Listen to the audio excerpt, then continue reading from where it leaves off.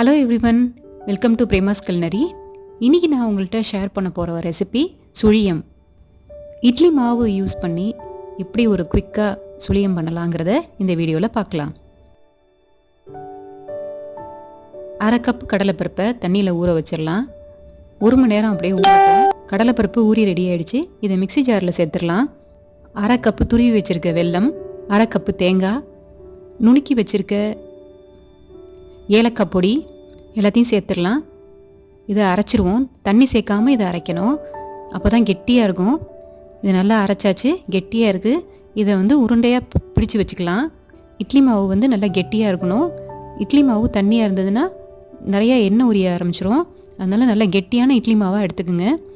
இட்லி மாவில் இந்த உருண்டையை போட்டுட்டு அதை நம்ம எண்ணெயில் சேர்த்துடலாம்.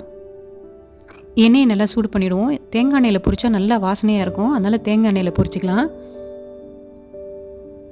இப்போ இந்த பாலை எண்ணெயில் சேர்த்துடலாம்.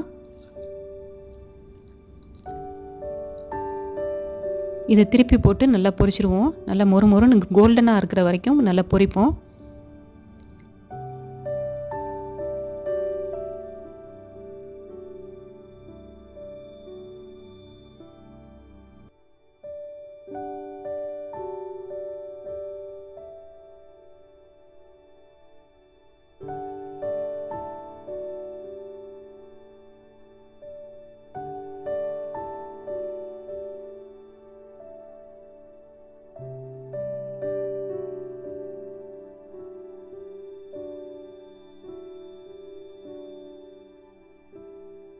இப்போ நல்லா புரிஞ்சிருச்சு. இதை எண்ணெயிலேருந்து எடுத்துடலாம்.